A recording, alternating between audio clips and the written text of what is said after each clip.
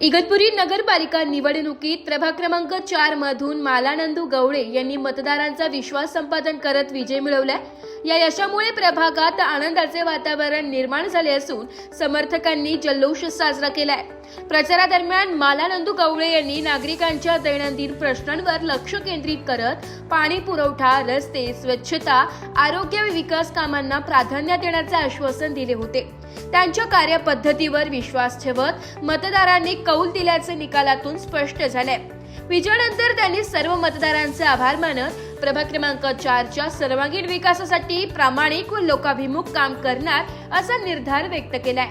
या विजयामुळे प्रभागात विकासाला नवी दिशा मिळेल अशी अपेक्षा नागरिकांनी व्यक्त केली आहे। नाशिक लोकशाही न्यूज मध्ये सर्व प्रेक्षकांचे स्वागत। तर आपण आलेलो आहोत प्रभाग क्रमांक 4 येथे। प्रभाग क्रमांक 4 मधून मालानंदू गवळी यांचा भरघोस मतांनी त्या विजयी झालेले आहेत आणि गुलाल त्यांनी उधळून आताच त्यांचं इथे नागरिकांमध्ये त्या प्रचाराद्वारे त्यांचे आरतीचा मान देखील त्यांना मिळालेला आहे।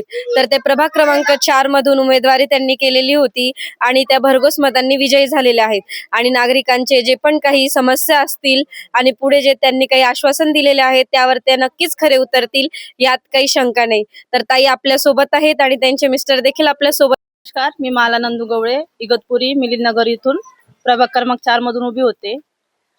सगळ्या नागरिकांनी भरघोस मतांनी विजय केलाय। मी नागरिकांच्या समस्या सोडवण्याचा पूर्ण प्रयत्न करत। हा विजय माझा नसून माझ्या मिलिंदनगर मधल्या सगळ्या नागरिकांचा आहे। मिलिंदनगर, गावठा इथून मला प्रचंड मतांनी विजय केले आणि मी माझ्या प्रभागाचा संपूर्ण विकास केल्याशिवाय राहणार नाही। तर नंदू गवळे हे नाव तर गाजलेलेच आहे। त्यांनी मिलिंदनगर, सह्याद्रीनगर तसेच गावठा येथील अनेक सामाजिक कार्य असो, सांस्कृतिक कार्य असो किंवा शैक्षणिक कार्य असो किंवा आर्थिक मदत असो, असे अनेक कार्य ते गेल्या अनेक वर्षापासून करीत आलेले आहे आणि इथून पुढे देखील ते असेच कार्य करणार आहेत। तर नंदू ब्युरो रिपोर्ट, नाशिक लोकशाही न्यूज, नाशिक।